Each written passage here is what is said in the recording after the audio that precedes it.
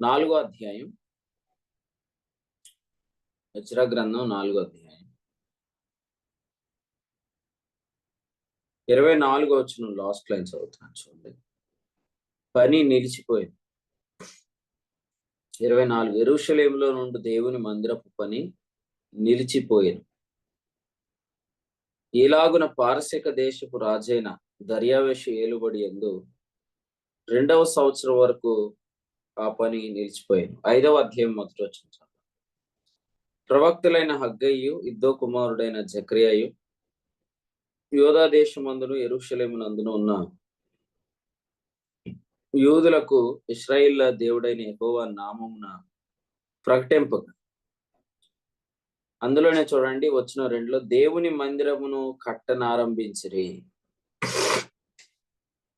మరియు దేవుని యొక్క ప్రవక్తలు వారితో కూడా నుండి సహాయం చేసు వచ్చిరి.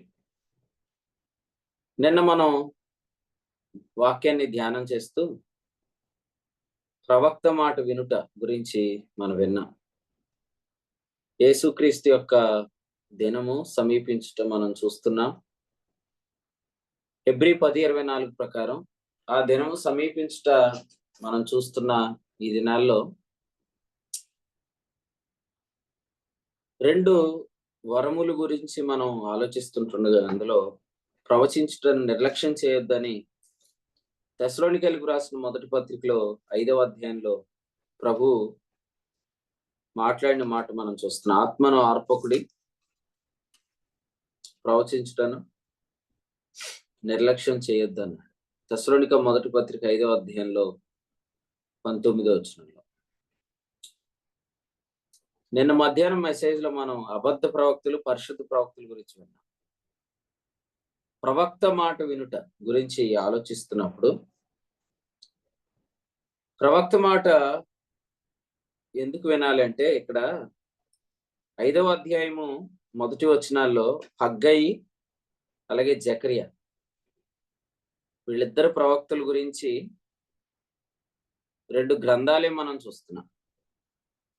మనం 4వ అధ్యాయం ధ్యానం చేస్తున్నాం. 5వ అధ్యాయం మొదటి వచనంలో హగ్గయి అలాగే జకర్యా మనకు కనిపిస్తున్నాడు. 4వ అధ్యాయం అంతా కూడా దేవుని మందిరపు పని ఎలా పాడు చేయాలని రాసిన ఉత్తరము, చేస్తున్న ప్రయత్నాలు ఇవన్నీ మనం చూస్తున్నాం. అయితే ఒక విషయం మనం తెలుసుకోవాలి, పనిని పాడు చేసేవారు ఎప్పుడో ఉంటారు. కానీ మనం దేవుని మాట వింటే పని ఖచ్చితంగా జరిగిపోతుంది. పనిని పాడు చేసే వాళ్ళు ఇలాగే ఉంటారు. వీరిని మంచి మాటతో సంబోధించాడు, దుష్ట మనుషులని. కాబట్టి దుష్ట మనుషులు అనే వాళ్ళు ఎప్పుడూ ఉంటారు. తెస్సలోనికీయులకు రాసిన 2వ పత్రిక మనకు తెలుసు కదా, 3వ అధ్యాయము 2వ వచనంలో మేము మూర్ఖులైన దుష్ట మనుషుల చేతిలో నుండి తప్పించబడి నిమిత్తం అన్నాడు. వీళ్ళకి కావాల్సిందల్లా ఏంటంటే ప్రధానత్వం కావాలి. దుష్ట మనుషులకు కావాల్సింది ఏంటంటే వీళ్ళు ప్రధానత్వం కోరుకుంటారు. సో పెత్తనం కోరుకొని వీళ్ళు పనిని ఆటంకపరచే ప్రయత్నం చేస్తారు. అయినా యెహోషువ గాని అలాగే జెరుబ్బాబెలు గాని ధైర్యం తెచ్చుకొని పని జరిగించాలి. మన జీవితాల్లో కూడా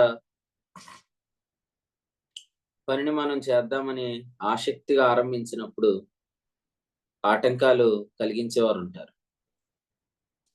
ఈ ఆటంకాలను అధిగమించి పని చేయాలంటే మనం కూడా వ్యక్తిగతంగా ప్రవచన వరాన్ని మనం తప్పకుండా అనుభవించాలి.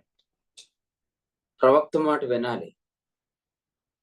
ముఖ్యంగా పరిశుద్ధాత్మలో ప్రార్థన చేయుట అనే అనుభవంలో మనం సాగాలి. ఎందుకంటే మనం యుక్తంగా ఎలాగ ప్రార్థన చేయాలో మనకు తెలియదు. అపవాది యొక్క తంత్రాలు మనం ఎరగాలి. కొరింథీయులకు రాసిన 2వ పత్రిక 2వ అధ్యాయంలో 11లో చెప్పినట్లుగా కొన్ని తంత్రాలు ఎరగాలి. ఈరోజు మనకు వస్తున్న ఈ ప్రత్యక్షతలన్నీ కూడా సాతాను తంత్రాలను ఎరిగి వాటిని ఎదిరించి సాగిపోతున్న అనుభవాలే. ఎలా తెలుసు అసలు ఈ దినాల్లో ఈ తలంపులు మనం మాట్లాడుకోవాలని? మనకు ఎలాగ అర్థం అవుతుంది? యేసు ప్రభు ఒక దూత కాదని, ఆయన ఒక ఆత్మ కాదని, ఆయన ఒక మనుషుడని ఈ ఎక్కడున్నాయి? ఏ పుస్తకాల్లో ఉన్నాయి? ఎందుకు దేవుడు ఇలా మనల్ని నడిపిస్తున్నాడు? దీని అంతటికి గల కారణం ఏంటంటే పరమగీత గ్రంథంలో ఒక మాట ఉంటుంది. అతని ఫలము నా జిహ్వకు మధురం. పరమగీతం 2వ అధ్యాయం 3వ వచనం చూడండి. అతని ఫలము నా జిహ్వకు మధురం అని చెప్పాడు. ఇక్కడ అతని ఫలం చాలా సార్లు గల్తీ 5:22 మనం ఆత్మ ఫలం అని ఆలోచిస్తాం. కానీ ఈసారి మీరు ఆత్మ ఫలాన్ని ఎలా కూడా ఆలోచించండి. ఆత్మ అనే దగ్గర వరము అని కూడా మనం చదువుతాం. ఎందుకంటే ఫస్ట్ టైం బైబిల్లో పరిశుద్ధాత్మ గురించి రాసిన సందర్భంలో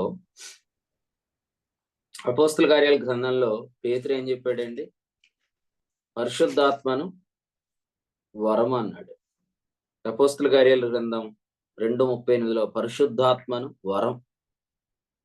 కాబట్టి holy spirit is the gift. ఎందుకంటే పరిశుద్ధాత్మ వరములను మనకు అనుగ్రహించిన ఆత్మ. కాబట్టి ఆత్మ ఫలమన్నా వరము ఫలమన్నా ఒకటే. చాలా మందికి వరం నచ్చదు కానీ వరం యొక్క ఫలం తింటారు. దీని గురించి నేను ఇంతకుముందే చెప్పాను. అపోస్తలుడైన పౌలు 14వ అధ్యాయంలో నేను మీ అందరికంటే ఎక్కువగా భాషలతో మాట్లాడుతున్నా అన్నాడు కదా. చాలా మంది పౌలు భాషల గురించి ఆలోచించరు కానీ పౌలు పత్రికలు అంటే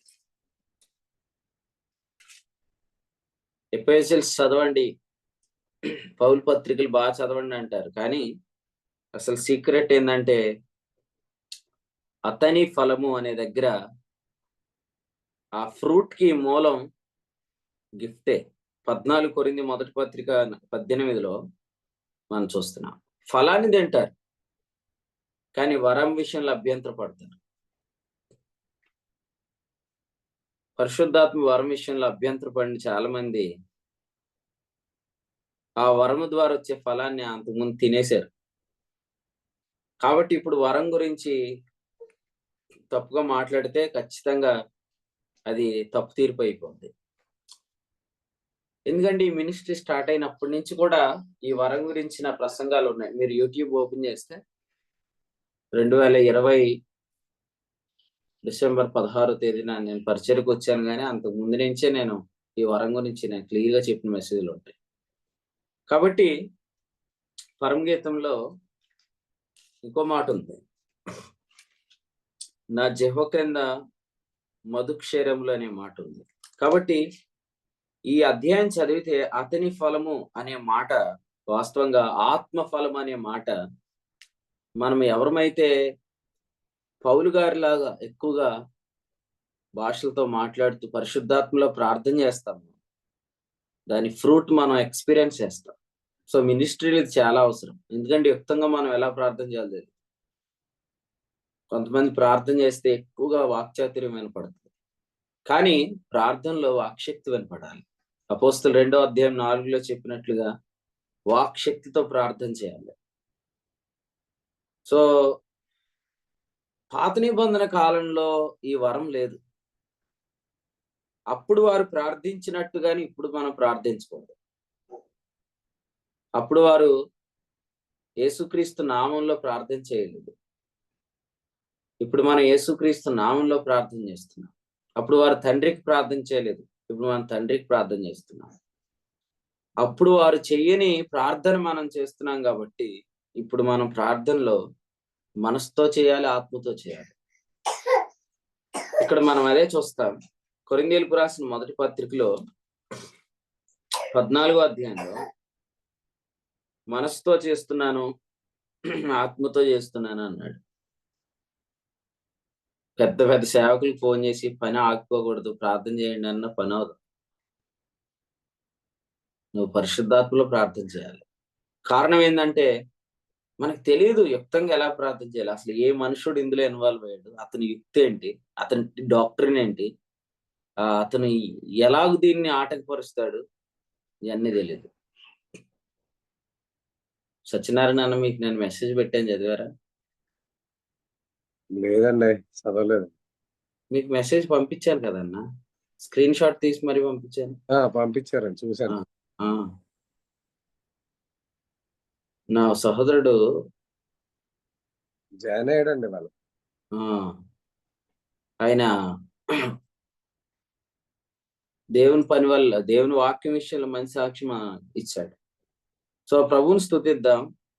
పని ఆగిపోకూడదు. కారణం ఏంటంటే దేవుని పని ఎవరి వల్ల ఆగిపోయినా కూడా దాని వల్ల వారికి చాలా దెబ్బలు తగులుతాయి. ఆశక మీరు మీ అమ్మాయిని చూసుకుంటూ వాక్యం వింటున్నారా? నవ్వుకుంటూ వాక్యం వింటున్నారు? మీరు వీడియో ఆఫ్ చేసేసుకోండి, వాక్యం వినండి శ్రద్ధగా. కొరింథీయులకు రాసిన మొదటి పత్రికలో 3వ అధ్యాయము 16లో దేవుని ఆలయం గురించి మాట్లాడుతూ, ఇదే అధ్యాయంలో లేదా ఇదే పత్రికలో 6వ అధ్యాయంలో మనం మరలా వచ్చిన 19లో దేహం కూడా దేవుని ఆలయం అని మనం చదువుతాం. కాబట్టి సంఘము దేవుని ఆలయం, దేహము దేవుని ఆలయం. ఈ సందర్భాన్ని మనం చదువుతున్నప్పుడు సంఘాన్ని పాడు చేసినప్పుడు మన దేహం కూడా పాడవుతుంది. ఎందుకంటే సంఘం దేవుని ఆలయం, దేహం దేవుని ఆలయం. నేను యానంలో మరి జరిగిన ఫస్ట్ మంత్ కూడికలో, మొదటి నెలలో ఒక వర్తమానం మనం విన్నాం. 3 ఆలయాలు. 1 మన ఆత్మ ఆలయం, 2 మన మనస్సు ఆలయం, 3 మన దేహం ఆలయం. ఇందులో కొరింథీయులకు రాసిన పత్రికలో, తిమోతి పత్రికలో, అలాగే కొరింథీయులకు రాసిన పత్రికలో 6వ అధ్యాయంలో ఈ 3 విషయాలు మనం చూస్తాం. చూడండి, సంఘము అనేది, మన దేహం అనేది 2 ప్యారలల్. మీరు ఇంకా ప్రభు రొట్టెను గురించిన సందర్భంలో కూడా కొరింథీ మొదటి పత్రిక 10లో 2 శరీరాల గురించి రాశాడు. 10:17లో అనేకులమైన మనము ఒక్క శరీరం అన్నాడు. ఇదేమో సంఘం. అలాగే ఇక్కడ 11వ అధ్యాయంలో మీరు చదివితే వచనం 29లో 30లో చెప్పింది మన శరీరం గురించి. రోగాలు వచ్చేది దేనికి? సంఘం అనే శరీరానిక? కాదు, మన శరీరానికి. కాబట్టి 2 శరీరాలు ఇక్కడ ప్యారలల్ గా చెప్పండి. కానీ దేవుని పని పాడు చేస్తే, దేహం పాడు చేస్తే, సంఘం అనే శరీరం పాడు చేస్తే మన శరీరం కూడా దెబ్బతినింది. కాబట్టి చూడండి, ప్రభువు బల్ల అనేది దేవుని పని పాడు చేసే వాళ్ళకి హీలింగ్ ఇవ్వదు. మీరు చదివితే 11వ అధ్యాయంలో క్రొత్త నిబంధన పాత్ర అన్ని పాపాలకు క్షమాపణ నిమిత్తమైన పాత్ర. యేసుప్రభు అసలే ప్రభు అయిన యేసు తాను అప్పగించబడిన రాత్రి పాత్రని ఇచ్చినప్పుడు ఏమంటాడంటే, ఈ పాత్ర ఇక్కడ మనం చదువుతాం క్రొత్త నిబంధన అని, పాప క్షమాపణ నిమిత్తమైన పాత్ర అని చెప్తాడు ప్రభు. అంటే పాప క్షమాపణ అనేది ఆ పాత్రలో మనం చూస్తున్నాం. తర్వాత రోమా 5:9లో నీతి అనే మాట మనం చూస్తాం. కానీ ఇక్కడ మీరు కొరింథీ పత్రిక 11 చదివితే 27లో అపరాధం అనే పదం ఉంది చూడండి. ఈ అపరాధం అనే పదం ఈ ప్రభు యొక్క శరీరాన్ని, రక్తాన్ని మరి ఎవరైతే వివేచించకుండా తింటారో వారు చేసే అపరాధం గురించి రాశాడు. అపరాధాలన్నీ క్షమించబడ్డాయి కాబట్టి ప్రభు శరీరం తింటున్నప్పుడు మనం వివేచించి తింటే మనకు స్వస్థత కలుగుతుంది. రాత్రి నల్లజర్లో వాక్యం వినండి ఒకసారి. పాపము, నీతి మధ్యలో శ్రమలు అనేవి ఉన్నాయి. ఆ శ్రమలే ప్రభు మన కొరకు, రోగాల కొరకు, బలహీనతల కొరకు ఆయన చెల్లించిన వేళ.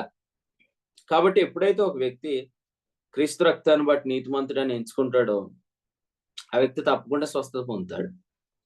అయితే ఇక్కడ ప్రభువు రొట్టె విషయంలో అపరాధం చేస్తున్నవారు, ముఖ్యంగా ఇంకా చెప్పాలంటే సంఘం అనే శరీరాన్ని ఎవరైతే పాడు చేస్తూ కూడా ప్రభు బలలో పాల్పించుకుంటున్నారో వారిలో సాతాను ప్రవేశించటం, వారు బయటికి వెళ్ళిపోవటం, ఆ తర్వాత వారు ఎదుర్కొనే పర్యవసానాలు ఇవన్నీ కూడా లాస్ట్ సండే మెసేజ్ లో జగన్నాథపురంలో కూడా ప్రభు మాట్లాడాడు.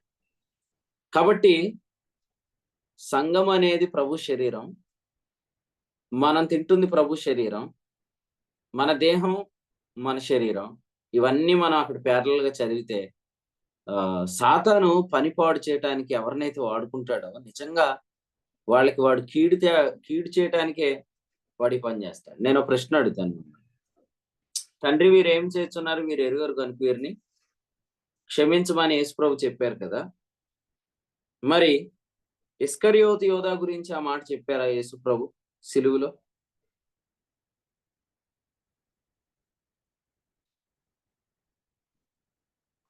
నా ప్రశ్న అర్థమైందా? తండ్రి వీరు ఏం చేస్తున్నారు, వీరు ఎరుగరు గనుక వీరిని క్షమించమన్నాడు కదండి. వీళ్ళందరూ వీడియోలు ఆన్ చేయలేదు ఏంటిది? ఎంతమంది అన్న రిక్వెస్ట్ పెట్టింది? మిగిలిన వాళ్ళందరినీ వందనాలు చెప్పి పంపించండి, మెసేజ్ పెట్టేసేయండి, వందనాలు చెప్పి పడుకోమని చెప్పండి. నా క్వశ్చన్ ఆన్సర్ పెట్టండి, చెప్పండి. తండ్రి వీరేమి చేస్తున్నారు, వీరు ఎరుగురు, వీరిని క్షమించండి అని యేసుప్రభు చెప్పారు కదా. మరి యేసుక్రీస్తు ప్రభు ఇస్కరియోతు యోధా గురించి కూడా మాట చెప్పారా? ఎందుకంటే వారిలో నాశన పాత్రను తప్ప నేను ఎవరిని పోగొట్టుకోలేదు అన్నాడు కదా యోహాను సువార్త 17లో. ఇవి నాకు ఇచ్చిన వారిలో. అవునండి. కాబట్టి చెప్పున్నాడు ఇస్కరియోతు యోధా గురించి. ఇస్కరియోతు యోధా గురించి చెప్పలేదు, మరి ఏం చెప్పాడు? ఎవరైనా చెప్పండి. ఇప్పుడు సిలువలో యేసుప్రభు అందరి పాపాలు క్షమించాడు, లేదా వీరేం చేస్తున్నారు వీరికి తెలియదు వీరిని క్షమించమనే పదం వాడాడు కదా. మరి ఇస్కరియోతు యోధా గురించి ఏం చెప్పాడు?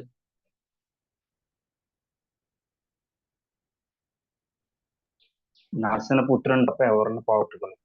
అది యోహాను 17 తమ్ముడు. అసలు మనం మాట్లాడాల్సిన సిలువు దగ్గర విషయం అది అయిపోయింది. నాశన పాత్రుణ్ణి తప్ప అనే మాట యోహాను 17 అయిపోయింది. అది యేసుప్రభు ప్రార్థనలో అంశం. మనం మాట్లాడుతున్న యేసుక్రీస్తు సిలువు దగ్గర అంశం. చదవండి యోహాను సువార్త 19వ అధ్యాయం వచనం 11 చదవండి. యోహాను సువార్త 19వ అధ్యాయం వచనం 11.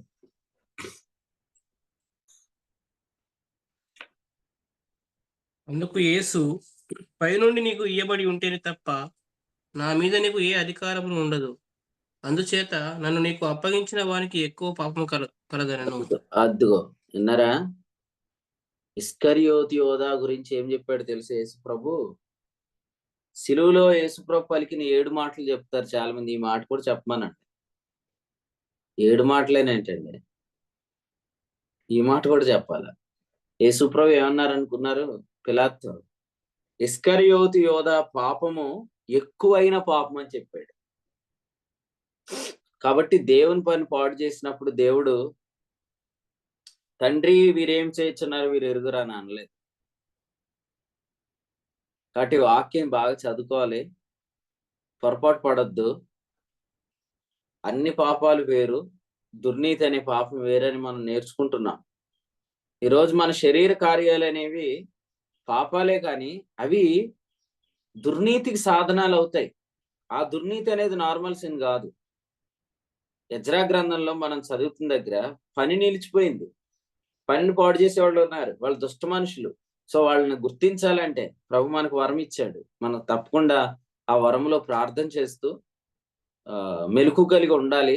తర్వాత పని పాడు చేసిన వారి గురించి మాట్లాడుకుంటూ ఉంటుంటే ఆ పనిని పాడు చేసిన వారిని దేవుడు పాడు చేస్తాడు. ముఖ్యంగా దేహం. రెండవది కుటుంబం. ఎందుకంటే ఎఫెసీయులకు రాసిన పత్రికలో సంఘాన్ని కుటుంబము అని చెప్పాడు. ఎఫెసీయులకు రాసిన పత్రిక 1:23లో సంఘం శరీరం అన్నాడు. మరలా 3వ అధ్యాయం 14లో సంఘాన్ని కుటుంబంతో పోల్చాడు. తర్వాత ఎఫెసీ పత్రిక 5వ అధ్యాయంలో వివాహంతో పోల్చాడు. వచ్చిన 22 నుంచి మనం చూస్తున్నాం. సంఘం అనే దేవుని మందిరాన్ని పాడు చేస్తే కుటుంబం కూడా దెబ్బతింది. మనం దీనికి ప్రత్యక్షమైన ఉదాహరణ రూతు గ్రంథంలో చూస్తాం. వారు ఎప్పుడైతే దేవుని పనిని పాడు చేసేసారో వాళ్ళ ఫ్యామిలీ అనేది అసలు ఒక ఆకారం లేకుండా పోయింది. ఎందుకో తెలుసా అండి మీకు? ఒకటి చెప్తానేనండి. ఇశ్రాయేలీలు ఏ షేప్ లో ఉండేవారని విన్నాం మనం సంఖ్యాకాండంలో. శిలువాకారం. ఆ ఆకారం చూసి బిలాం ఏమన్నాడు? సంఖ్యాకాండం 24లో అతడు కొండ మీద నుంచి ఇశ్రాయేలును చూసి వారు తమ తమ గోత్రముల చొప్పున దిగి ఉండడు చూచి అతని మీదకి దేవుని ఆత్మ వచ్చాడు. ఆ సందర్భంలో ఆయన ఇశ్రాయేలీలను చూస్తున్నప్పుడు ఆ శిలువ ఆకారాన్ని చూశాడు. 24వ అధ్యాయం సంఖ్యాకాండం. అప్పుడే ఆ వాళ్ళ విషయంలో శకునం చూడకూడదు అనుకున్నాడు.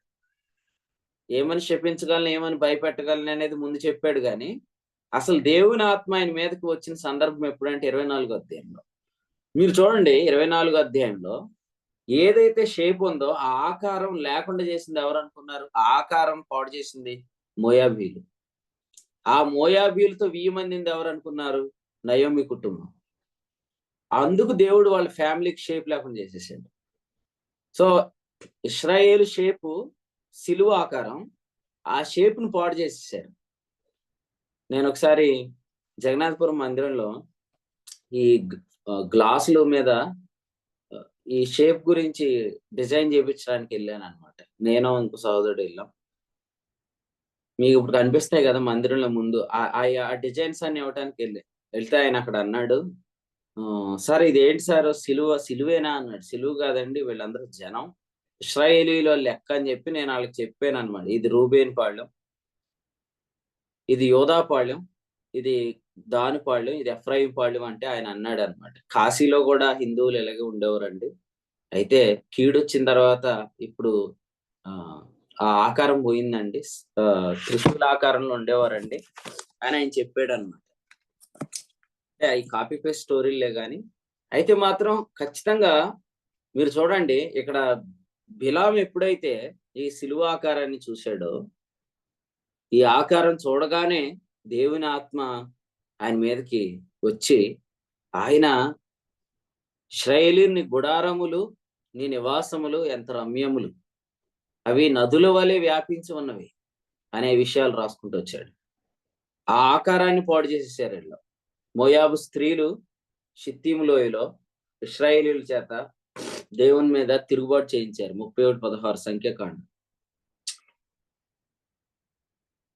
కొన్నిసార్లు సంఘం యొక్క షేపులు మార్చేస్తారు. దేవుడు మన ఫ్యామిలీ షేప్ కూడా మారుస్తాడు. చూసుకోండి, వాక్యంలో ఏముంది క్లియర్ గా అర్థం చేసుకోండి. దేవుని మందిరము లేదా దేవుని పని మనం పాడు చేయకూడదు. ఎవరైనా మనతో దేవుని పని గురించి అడ్డగా మాట్లాడుతున్నప్పుడు మనం కొంచెం నిదానించాలి. ఎందుకంటే ఆత్మకార్యాలు జరుగుతున్నాయా లేదో చెక్ చేయాలి. జకర్యా అంటే అర్థం ఏంటి? నా ఆత్మ చేతనే జరిగిస్తాను. హగ్గయి అంటే అర్థం ఏంటి? నా ఆత్మ మీ మధ్య నివసించున్నది. సో ఒకటి నివసించు ఆత్మ, 2 సంచరించు ఆత్మ. 2 వాగ్దానాలు గల సంఘం మాత్రం మందే దేవుని పని. కొరింథీయులకు రాసిన 2వ పత్రిక చదువుకోండి, 6:18 ఏముంది? మనము జీవము గల దేవుని ఆలయమై ఉన్నాము. వెంటనే 7:1 ఉంది? ప్రియులారా మనకు ఈ వాగ్దానములు ఉన్నవి. ఏ వాగ్దానాలు? నేను వారిలో నివసింతును, హగ్గై గ్రంథం, నేను వారిలో సంచరింతును, జకర్యా గ్రంథం. కాబట్టి ఆత్మ పనిచేసే జోలికి రాకూడదు.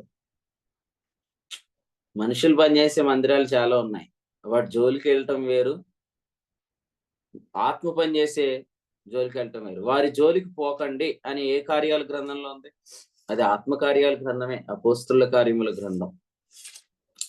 అపోస్తుల కార్యాల గ్రంథం మీరు చదివితే వారి జోలికి పోకండి అని చెప్పిన అధ్యాయంలో అన్నే సప్ఫీరాలు పరిశుద్ధాత్ముని గురించి తెలియదు వాళ్ళకి. అందరూ కానుకలేస్తున్నారు అని చెప్పి కానుకేస్తూ అందులో అబద్ధం ఆడేశారు. కానీ అసలు పేతురు వాళ్ళతో మాట్లాడుతున్నప్పుడు ఏమంటాడంటే, పరిశుద్ధాత్మను మీరు మోసపుచ్చారంటాడు. ఇదేంటారు బాబు, మనమేదో దేవుడు దేవుడు దేవుడు అనుకుంటే దేవ మందిరానికి వచ్చాం, ఈయనేమో పరిశుద్ధాత్మను కొత్త పేరు చెప్తున్నాడు. పరిశుద్ధాత్మను మోసపుచ్చారు, దేవుని ఆత్మతో మీరు అబద్ధం ఆడారు. 5వ అధ్యాయం 9లో అన్నాడు, దేవుని ఆత్మను మీరు శోధించారు. తర్వాత పరిశుద్ధాత్మను మీరు మోసపుచ్చారు. 3వ వచనం. అసలు ఈ పరిశుద్ధాత్మ ఎవడండి అనుకుంటారు వీళ్ళు. ఎందుకంటే వీళ్ళకి పరిశుద్ధాత్మ గురించి తెలియదు, వీళ్ళు బిలీవర్స్ కాదు. బిలీవర్స్ కాదంటే ఏంటంటే కానుకల పాత్ర కర్మంతాకంగా పాటలు రాసేసారు కదా. పాటలు రాసేస్తే వాళ్ళు బిలీవర్స్ అయిపోరుగా. అననీయ అని ఒక మనుషుడు అపోస్తల కార్యాల గ్రంథంలో క్రైస్తవులు మొట్టమొదటి శిష్యులు అని పిలువబడ్డారు. కాబట్టి అననీయ అని ఒక శిష్యుడు కాదు, అననీయ అని ఒక మనుషుడు. మీరు పైన చదివితే హెచ్చరిక పుత్రుడని అర్థం ఇచ్చి Barnabas believer. So believers holy spirit గురించి వాళ్ళకి తెలుసు, కానీ వీళ్ళు బిలీవర్స్ కాదు, వీళ్ళకి పరిశుద్ధాత్మ గురించి తెలియదు. కాబట్టి వీళ్ళు దేవుడు దేవుడు దేవుడు అనే భావంతో వచ్చేసారు. ఈరోజు కూడా దేవుని పని అనేటప్పుడు మన అందరం తెలుసుకోవాలి, దేవుని మందిరం మాత్రమే కాదు, ఆత్మ మందిరం. దేవుడు అనేటప్పుడు మనకు భయం రాదు కొన్నిసార్లు, కానీ ఆత్మ కార్యాలు అనేది మనకు అర్థం అవ్వాలి. పరిశుద్ధాత్మ ఉన్నాడు, పని చేస్తున్నాడు. సో దీని జోలికి మనం వెళ్ళకూడదు. ఇదే అపోస్తల కార్యాలు 5వ అధ్యాయంలో మనం చూస్తాం. అది మీరు అండర్లైన్ చేసుకోండి మీ బైబిల్లో.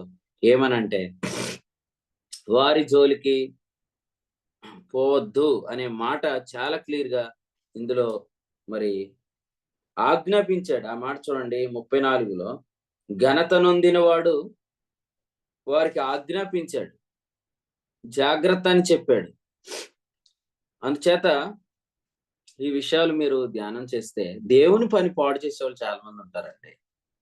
కానీ మీరేం చేస్తున్నారు? యుక్తంగా ప్రార్థన చేయటం మనకు తెలియదు. రోమ 8:26 మనసుతో మనం చేసే ప్రార్థన వల్ల మనం క్యాచ్ చేయలేము. ఎవరి సిద్ధాంతాలు ఏంటి, మనకేం తెలుసు అండి? తెలియదు.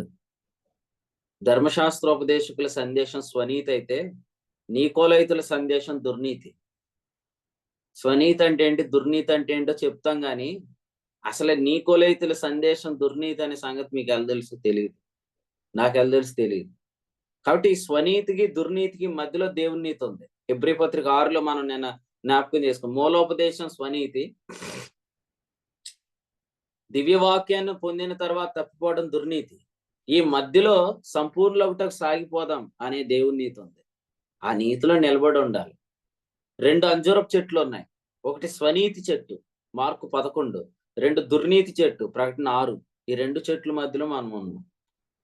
అందుచేత దేవునికి స్తోత్రం చెప్దాం మనం. ఎందుకంటే ఈ గ్రహింపు లేకపోతే, వివేకం లేకపోతే ఖచ్చితంగా మనం మోసపోతాం. అందుకని యుక్తంగా ప్రార్థన చేయడం మనకు తెలియదు అని గ్రీకు భాష నెరిగినోడే చెప్పాడు. ఇంగ్లీష్ వచ్చిన వాళ్ళు నాకేం తెలియదు అంటారా? ఒప్పుకోరు. ఇంగ్లీష్ అనేది ఇంటర్నేషనల్ లాంగ్వేజ్ అవ్వచ్చు, కానీ గ్రీక్ అనేది అంతకు మించింది. ఎందుకంటే ఇప్పటికీ గ్రీక్ పదాలు అలాగే ఉంచేశారు కదండి. ఎందుకంటే మోస్ట్ ఎక్స్ప్రెసిబుల్ లాంగ్వేజ్ అంటారు దాన్ని. అంటే ఏ పదాన్ని అయినా కూడా ఇప్పటికీ కూడా దాన్ని గ్రీక్ లోనే మనం స్టడీ చేస్తే చాలా విషయాలు తెలిసిపోతాయి. దాని రూట్ వర్డ్ అంత తత్వజ్ఞానం కలిగినాడు. నేను ప్రసాద్ అన్న హోల్ నైట్ ప్రేయర్ చేసావా? రాత్రి హోల్ నైట్ ప్రేయరా? లేదండి. పోనీ ఆల్ నైట్ ప్రేయరా? అది కూడా కాదా? చూడండి, ఇంత తత్వజ్ఞానం ఎరిగినోడు ఏమన్నాడు? యుక్తంగా ప్రార్థన చేయటం మనకు తెలియదు అన్నాడు. ఆయన చెప్పినప్పుడు మనం కూడా నమ్మి మన నాలుకను దేవుని ఆత్మకు అప్పగించి మరి మర్మములను పలకాలి, గొప్ప కార్యములను వివరించాలి. ఆత్మ ప్రభు మాట్లాడుతున్న ప్రతి మాట కూడా తర్వాత మనకు రెవల్యూషన్స్ గా వచ్చేస్తాయి. ఎందుకంటే ఫ్రూట్ అనేది తినేదే. అతని ఫలం అనే మాట మనం చూస్తున్నాం. సో నేను అతని ఫలాన్ని, ఆత్మ ఫలాన్ని వరముల ఫలం అని చెప్తున్నాను కదా, దాన్ని జెహ్వా ఫలం అన్నాడా? హెబ్రీ పత్రికలు ఏమన్నాడు? జెహ్వా అంటే ఏంటి? మీరు జెహ్వా అంటే నాలుగు అని చెప్పకండి ఎవరు. జెహ్వా అంటే నాలుగుతో మాట్లాడే వరము. ఆ వరము యొక్క ఫలము ఎక్కడ చెప్పాడు? హెబ్రీ పత్రిక 13వ అధ్యాయంలో చెప్పాడు అన్నమాట. ఏం చెప్పాడు? ఎల్లప్పుడూ మనం స్తుతియాగము చేయదము అని చెప్పాడు కదా. ఆ సందర్భంలో 13:15 అన్నాడు, జెహోవా ఫలము అర్పించుదాం. నేను మొన్న రోమాపత్రిక 7:4 మరలా ఇప్పుడు వచ్చిన ఫ్రెష్ రెవల్యూషన్ తో మళ్ళీ చదువుతున్నప్పుడు దేవుని ఆత్మ ఇలా చెప్తున్నాడు అనమాట. రోమ 7:4 ఏముంది, మనము దేవుని కొరకు ఫలమును ఫలించినట్లు అన్నాడు కదా. అంటే అసలు దేవునికి ఈ జెహోవా ఫలం ఇవ్వటానికి అనే మాట కూడా అర్థం ఉంది. ఎందుకంటే ధర్మశాస్త్రం కింద ఈ గిఫ్ట్ ఆపరేట్ అయిద్దా? ధర్మశాస్త్రం కింద ఈ గిఫ్ట్ ఉండదు అసలు. మొట్టమొదట ఈ గిఫ్ట్ గురించి క్రొత్త నిబంధనలు ఏ సువార్తలో రాశాడు? మార్క్స్ వార్త 16లో రాశాడు, చదువుకోండి. సో ఇది పెంతెకొస్తు పండుగ దినాన్నే వచ్చింది, ఎందుకంటే ధర్మశాస్త్రం కింద గిఫ్ట్ ఉండదు. సో అందుకనే ధర్మశాస్త్రము నుండి విమోచించబడి ఇప్పుడు దేవుని కొరకు ఫలమును ఫలించినట్లు అన్నాడు. సో దేవునికి చాలా ఇష్టమైన ఫలం అన్నమాట. ఎందుకంటే ఆత్మకార్యాలు అనేవి చాలా బలంగా జరుగుతాయి. ఏంటి లెటర్లు రాసి అయితే పని అయిపోద్దా?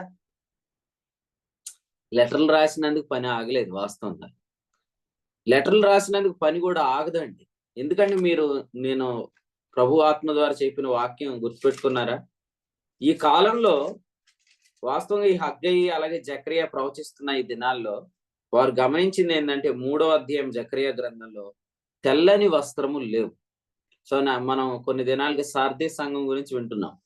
వాస్తవం కుమారదేవంలో 2 వారాలుగా మీటింగ్ జరగలేదు కాబట్టి సార్దీస్ సంఘం గురించి చెప్పలేదు. కానీ మనం సార్దీస్ సంఘం గురించి వింటున్నాం.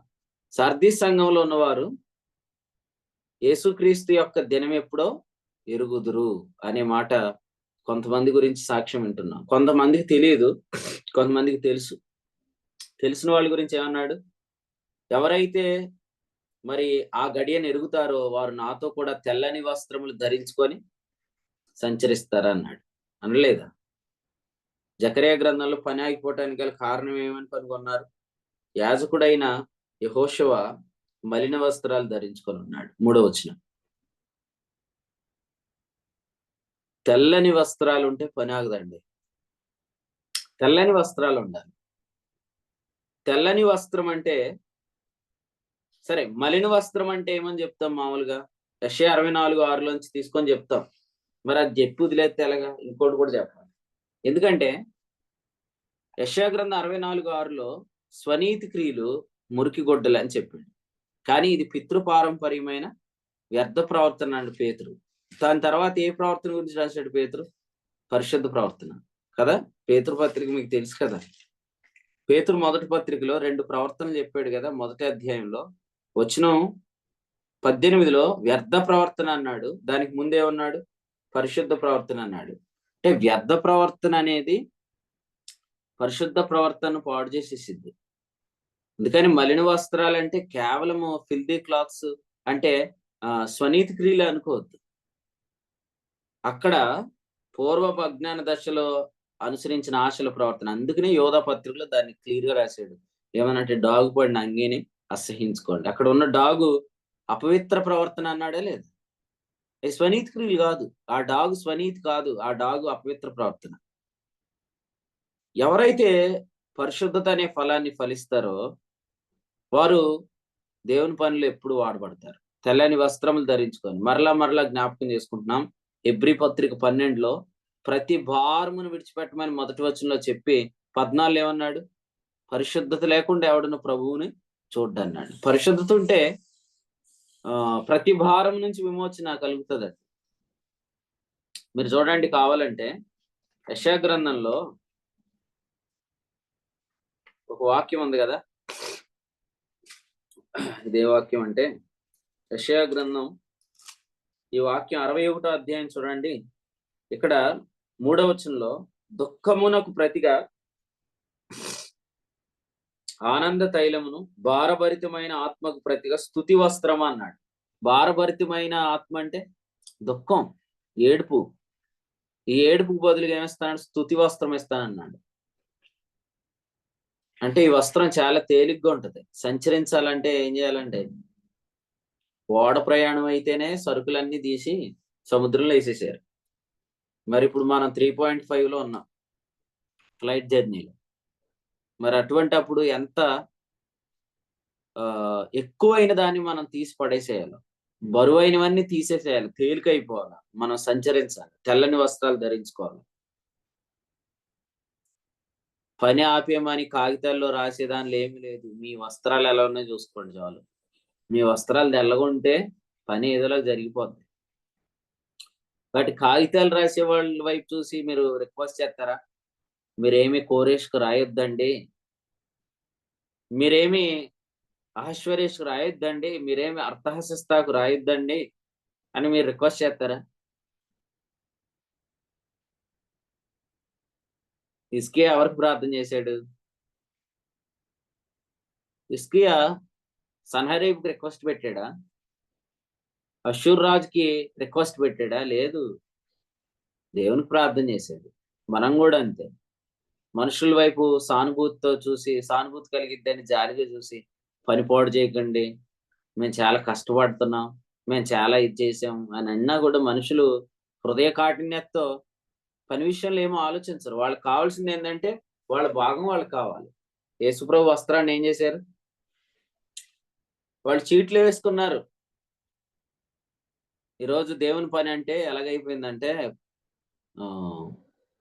వాక్యంతో ప్రయాసతో కట్టుకునేది కాదు, పంచుకునేది అయిపోయింది. మరి అలాంటి వారు ఉన్నప్పుడు మనం దుష్ట మనుషుల చేతిలోంచి తప్పించబడాలంటే మాత్రం కృపావరంతో మెలకుగా ఉండాలి.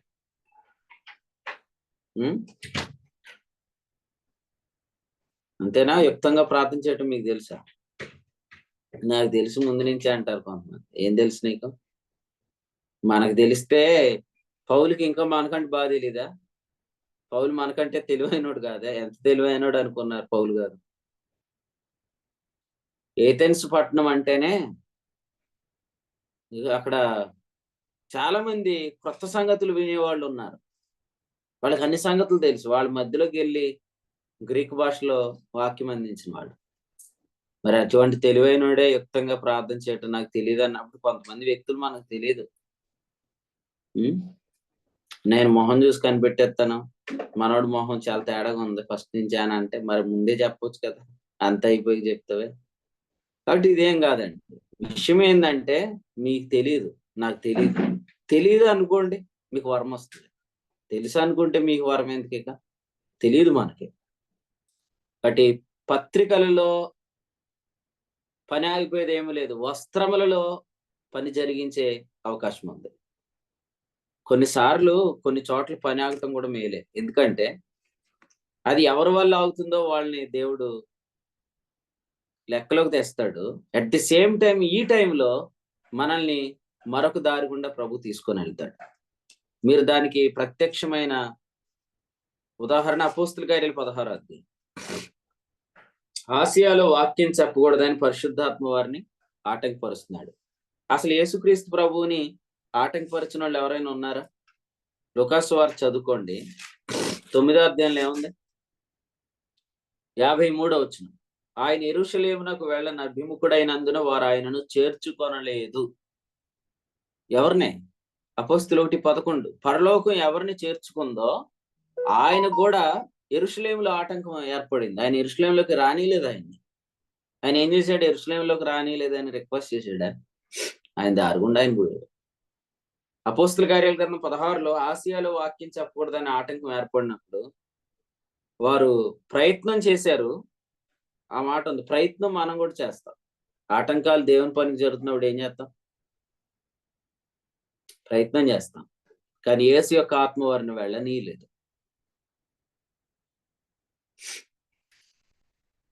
మీకు అందరికి ఒక మాట చెప్తానండి. మీలో ఉద్యోగాలు చేస్తూ సేవ చేస్తున్న వాళ్ళు ఉన్నారు, ఫుల్ టైం సర్వీస్ చేస్తున్న వాళ్ళు ఉన్నారు. అంటే వాస్తవంగా దేవుని సేవ అంటే అప్పగించుకొని చేసే పని. ఇందులో మీరు దేవుని సేవ ఎవరైతే సమర్పించుకొని చేస్తున్నారో మీకు అందరికి ఒక మాట చెప్తాను. హెబ్రీ 7:16 ప్రకారం దేవుని సేవకుడు అంటే నాశనం లేని జీవమును కొన్ని శక్తిని బట్టి నియమించబడినవాడు. ఈ నియామకాన్ని ఎరగని వారు ఎవరైతే ఉంటారో వారు సేవకులతో గేమ్స్ ఆడతారు. దేవుని పనిని ఉద్యోగాలు చేస్తూ బిజినెస్లు చేస్తూ చేసే వాళ్ళకి భారం ఉండదు. అందువల్ల పూర్తిగా ప్రభు పని మీద ఆధారపడి పనిచేస్తున్న వాళ్ళు ఎవరైతే ఉంటారో వాళ్ళతో గేమ్లు ఆడుతూ ఉంటారు అనమాట. సో అట్లా గేమ్స్ ఆడి ఏం చేస్తారంటే పనిని పాడు చేసే ప్రయత్నాలు చేస్తారు. అయితే గుర్తుపెట్టుకోండి, హెబ్రీ 7:16 ప్రకారం మీలో ఎవరైతే తల్లి గర్భమందు పడినది మొదలుకొని కృపచేత పిలువబడి అన్ని జనుల్లో కుమారుని ప్రకటించాలని ఆయనను పౌలు యందు బయలుపరిచిన దేవుడు సేమ్ అదే కాలింగ్ ఎవరికైతే ఇచ్చాడో గలతీ 1:15 అటువంటి వారు తెలుసుకోవాలి, సేవకుడు అంటే ఈ విధంగానే ఉంటాడు. నాశనం లేని జీవనం కొన్ని శక్తిని బట్టి నియమించబడిన వాడు. కాబట్టి ఈ నియామకం తెలుసుకోవాలి. ఫస్ట్ ధర్మశాస్త్రము ఎవరు నియమించిందంటే బలహీనత గల మనుషులను నియమించింది. దానికి తర్వాత వచ్చిన ప్రమాణపూర్వకమైన వాక్యం ఎవరు నియమించింది? సంపూర్ణ సిద్ధి పొందిన కుమారుని నియమించింది. కాబట్టి నిజమైన సేవా పిలుపు కలిగి సేవలోకి వచ్చిన వారు వాళ్ళతో గేమ్లు ఆడకూడదు. ఎందుకంటే వాళ్ళు సంపూర్ణ సిద్ధి పొందిన కుమారుని నియమించిన ప్రమాణపూర్వకమైన వాక్యాన్ని బట్టి నియమించబడ్డారు. అందుకనే మీరు ఉద్యోగాలు చేసుకునే వాళ్ళు చేసుకోండి, వ్యాపారాలు చేసుకునే వాళ్ళు చేసుకోండి, మీది అదే పని. కానీ సేవకుడు కంప్లీట్ గా పని మీద ఆధారపడతాడు కదా. మీరు మీ పనులు చేసుకుంటూ వచ్చి ఈ పని పాడు చేయకూడదు. వీళ్ళు పూర్తిగా దేవుని పని మీద ఆధారపడిన వాళ్ళు అని తెలుసుకున్నప్పుడు వీటి గురించి వీటి జోలికి రాకూడదు అనమాట. ఇక్కడ ప్రాబ్లం అంతా ఎవరితో వస్తుంది అంటే ప్రయాసపడిన వాళ్ళు, వీళ్ళు పూర్తిగా దేవుని పని మీద ఆధారపడిన వాళ్ళు వల్ల వస్తుంది. కానీ ఎటువంటి ప్రమాణాన్ని బట్టి సేవకుడు నియమించబడతాడు, ఎటువంటి పిలుపుని బట్టి సేవకుడు పిలువబడతాడు అనేది కానీ అర్థమైతే, ఆ పిలుపు ఇట్ సెల్ఫ్ అర్థమైతే కూడా అసలు మనం దేవుని పని పాడు చేయడానికి ఎంత మాత్రం ప్రయత్నం చేయాలి. మాసిదోనియా ప్రాంతానికి వెళ్ళిపోయాడు సేవకుడు. పని ఫలించిందా లేదా? లూదియాను ప్రభు ఏర్పరచుకున్నాడు. ఆమె ఎక్కడో వ్యాపారం చేసుకునే ఆమె. మరి అదే సమయానికి ఆమె అపోస్తల కార్యాలు 16వ అధ్యాయంలో పని కొరకై దేవుడు ఇక్కడ నడిపించాడు. పని స్టార్ట్ అయిపోయింది. మాసిదోనియాలో, ఫిలిప్పిలో, తెస్సలోనికలో, మనం చాలాసార్లు వింటున్నాం కదా, బెరయాలో ఇలా పరిచయం స్టార్ట్ అయింది. మనం ఈ శనివారం స్టడీ చేస్తున్న తెస్సలోనికలకు రాసిన 2 పత్రికలు కూడా మాసిదోనియా ప్రాంతమే. వాళ్ళ గురించి మంచి సాక్ష్యం చెప్పండి ఎవరైనా. తెస్సలోనిక ప్రాంతం గురించిన లేదా మాసిదోనియా ప్రాంతం గురించిన మంచి సాక్ష్యం. వారి విశ్వాసం వారు వాక్యమును అంగీకరించారు. Right, okay. మాసిదోనియా ప్రాంతం గురించి అకయా ప్రాంతంలో ఉన్న వారిని ప్రోత్సహిస్తూ పౌలు రాసిన మాటలు చెప్పండి. అకయా అంటే కొరింథీ సంఘం. మాసిదోనియా గురించి ఏం చెప్పాడు తెలుసా? వారి దాతృత్వం కదండి. మాసిదోనియా ప్రాంతం గురించి ఏముందంటే వారి దాతృత్వం. ఇప్పుడు చూడండి, మీకు అందరికీ మాట చెప్తాను, వినండి జాగ్రత్తగా. మీరు ఎప్పుడైనా కొరింథీ మొదటి పత్రిక 9వ అధ్యాయం చదివారా? చదవకపోతే చదవండి. తోట వేసుకున్నవాడు దేని మీద ఆధారపడతాడు? ఆ ద్రాక్ష తోట మీద ఆధారపడతాడు. అలాగే సేవకుడు కూడా ఒక పనిని చక్కగా నిర్మించుకున్నది. ఎందుకంటే ఆయనకి ఇంకొక ఉద్యోగం ఏం లేదు, సైడ్ బిజినెస్లు ఏం చేయకూడదు. సేవకుడు కంప్లీట్ గా దేవుని ప్రజల మీద ఆధారపడుతూ వాళ్ళ దగ్గర కానుకలు పుచ్చుకొని కానుకల ద్వారా సేవ చేయాలి. కొరింథీయులకు రాసిన 2వ పత్రిక 11వ అధ్యాయంలో కొరింథీలో పౌలు గారు సేవ చేసినప్పుడు ఇతర సంఘాల దగ్గర జీతం పుచ్చుకున్నాడు. ఇంకోటి ఏంటంటే, ఎవరైతే ఉద్యోగాలు చేసుకుంటున్నారో, గవర్నమెంట్ ఉద్యోగాలు కానీ ప్రైవేట్ ఉద్యోగాలు కానీ, ఒకవేళ మీరు ఎక్కడికైనా వాక్యం చెప్పడానికి వెళ్ళినా కూడా కానుక ఇచ్చినప్పుడు తీసుకోకండి, అది నేర్చుకోండి ఫస్ట్. ఒకవేళ తీసుకునేదే అయితే జస్ట్ ఛార్జీల వరకు తీసుకోవాలి. అది కూడా చెప్పాలి, ఛార్జీలకి ఇవ్వండి. ఎందుకంటే ఇది సేవకుని బాగా, ఇది మేము తీసుకోకూడదని చెప్పేయాల. రెండవది, సేవకునికి ఇచ్చే మర్యాదల గురించి కూడా ఆశపడకూడదు. కొన్నిసార్లు మీరు ఉపదేశకులు కావచ్చు, కానీ మీరు పూర్తిగా దేవుని పనికి పిలువబడలేదు, మీరు అప్పగించుకోలేదు, వదిలిపెట్టి రాలేదు, వల విడిచిపెట్టలేదు మీరు. అందుకని ఏం చేయకూడదు అంటే సేవకునికి ఇచ్చే మర్యాద, సేవకులు ఎక్కడ భోజనం చేస్తున్నారు, ఆడే కూర్చొని తినాలా, నన్ను అలాగే చూడాలని కాదు. సేవకుని భాగం సేవకునిదే, అది మనం గుర్తించాలి. ఇది ఎందుకు చెప్తున్నానంటే, ఓ సేవకుడు ఆశపడి ఈ మందిరం అనే దేవుని పనిని కట్టుకుంటాడు. రేపొద్దుట వీళ్ళ ద్వారానే అతను పోషించబడటానికి అవకాశం ఉంటుంది. కానీ సడన్ గా ఈ పనిలో నుంచి తొలగిస్తే ఏం జరిగిద్ది? వాళ్ళకు వచ్చే దాన్ని కూడా పాడు చేయటం అవుతుంది. అది యోధా పనే, ఇస్కరియోతు యోధా పనే, అది దొంగతనం. అది అయితే ఇక్కడ ఏం జరిగింది? అలాగూ పౌలు గారు ఆసియా ప్రాంతాన్ని విడిచిపెట్టి మాసిదోనియాకి వెళ్ళాడు. దేవుడు మాసిదోనియాలో వరం ప్రారంభించాడు. మరి ఒకేసారి ఆసియాని విడిచిపెట్టాడంటే మరి ఎలాగూ ఇతనికి ముందుకు సాగేది? అక్కర్లు ఎలా తీర్చబడతాయి? మీరు మాసిదోనియా ప్రాంతంలో తెస్సలోనికైలకు రాసిన పత్రికలో ఏమన్నాడు? మేము మా సొంత ఖర్చులు అన్నాడు, సొంత చేతులు అన్నాడు కదండి. కానీ మీరు ఇంకొక కోణంలో కూడా చూస్తే అసలు మాసిదోనియా ప్రాంతంలో వారి గురించి ఏం తెలుస్తుందంటే మనకి, వాళ్ళలో దేవుడు చెప్పనాశక్యమైన వరము స్టార్ట్ చేశాడు. 9వ అధ్యాయం 15. సో వరము, గిఫ్ట్ ఏంటంటే వాళ్ళు ఇచ్చే విషయంలో వాళ్ళు మాదిరిగా ఉన్నారు అనే మాట చూస్తున్నాం కదా. ఇప్పుడు కొరింథీలో ఉన్న సంఘానికి మాసిదోనియా వారి గురించి రాస్తూ, ఇది వారిలో ఉన్న దేవుని కృప, ఇది మీకు కూడా కలగాలని చెప్పాడు. కాబట్టి ప్రేమతో ఏం చెప్తున్నానంటే, దుష్ట మనుషులు ఉంటారు, పని పాడు చేసేస్తారు.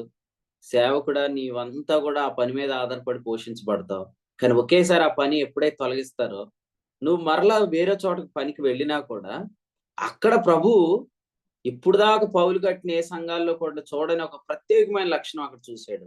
అదేంటంటే మాసిదోనియాలో ఉన్నవారు ఇచ్చే విషయంలో, దాతృత్వం విషయంలో ఔదార్యం కలిగిన వారు, వారు కృపావరం చేత నడిపించబడుతున్నారు.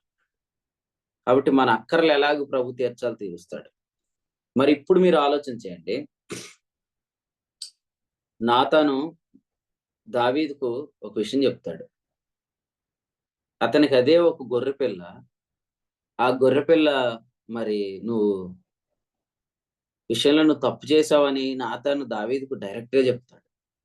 అలాగే ఈ రోజు కూడా కొరింథీయులకు రాసిన మొదటి పత్రిక 9వ అధ్యాయంలో సేవకుడు పోషించబడేది కేవలం దేవుని పని మీద. అట్టి పని జోలికి రాకూడదు. వాళ్ళు రొట్టె పాడు చేయకూడదు. ఆ రొట్టె మనం పాడు చేయకూడదు. ఈ రొట్టె జోలికి వచ్చి రొట్టె పాడు చేస్తే మరి అతడు పోషించబడేది దాన్ని బట్టే. కాబట్టి ఈ విషయంలో ప్రభు మనకు అర్థమయ్యేటట్లుగా నడిపిస్తాడు. కానీ సేవకుడికి ఎక్కడ పొదువు ఉండదు. మరి సేవకులకు కూడా నేను అదే చెప్తున్నాను. ఏలియా విషయంలో 3.5 సంవత్సరాలు వర్షం పడదని ప్రకటిస్తే మరి నువ్వు కూడా అక్కడే ఉండాలిగా. మరి నీకెలాగా? నీ గురించి నేను చూసుకుంటాను. అది ప్రభు ఆలోచన. రాజు కూడా కరువును అనుభవించాడు, కానీ ఏలియా కాదు కదండి. గోషేను ప్రాంతంలో ఉన్నవారు సమృద్ధిని పొందారు, కానీ ఫరో కూడా కరువును అనుభవించాడు. ఫరో ఎక్స్పీరియన్సెస్ ఏవి గోషేను ప్రాంతంలో ఉన్న వాళ్ళు ఎక్స్పీరియన్స్ చేయలే. అహాబు రాజు ఎక్స్పీరియన్స్ చేసింది ఏది కూడా ఏలి ఎక్స్పీరియన్స్ చేయలే. రాజులకు రాని అనుభవాలు సేవకులకు దేవుడిస్తాడు. ఇంకోటి చెప్పమంటారా మీకోసం? లూకాసు వార్త 3వ అధ్యాయం 1వ వచనాలు చదువుకోండి. అధిపతులు సింహాసనాల మీద కూర్చున్నారు. అరణ్యంలో ఉన్న జకరియా కుమారుడైన యోహాను దగ్గరికి దేవుని వాక్యం వచ్చింది. కాబట్టి సేవకుడా, నీవు దేవుని పని మీద ఆధారపడ్డావు కాబట్టి 3 సందర్భాలు గుర్తుపెట్టుకో.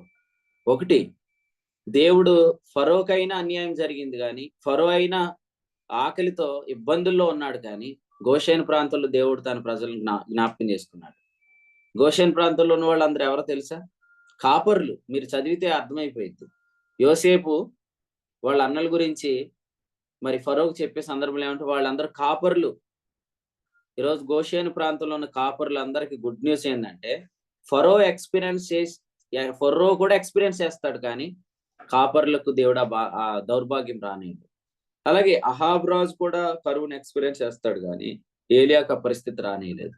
అలాగే అధిపతులకు కూడా అరణ్యపు అనుభవాలు ఉన్నాయి, కానీ అరణ్యంలో ఉన్న జకరియా కుమారుడైన యోహాను దగ్గరికి దేవుని వాక్యం వచ్చింది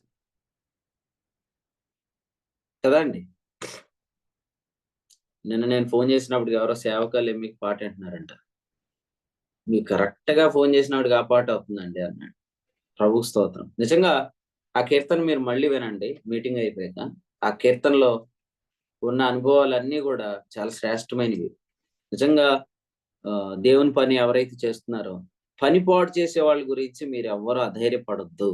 కారణం ఏంటంటే పని పాడయ్యేది పత్రికల ద్వారా కాదు, నీ వస్త్రము ద్వారా. కాబట్టి లెటర్ హెడ్ తీసుకొని అందులో రాసి రాతల వల్ల దేవుని పని పాడవు.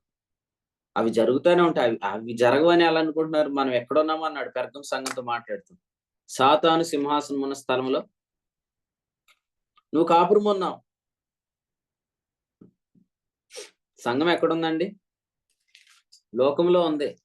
ఈ లోకంలో మనము ప్రభువుకు ప్రతినిధులుగా రాయబారులుగా ఉన్నాం.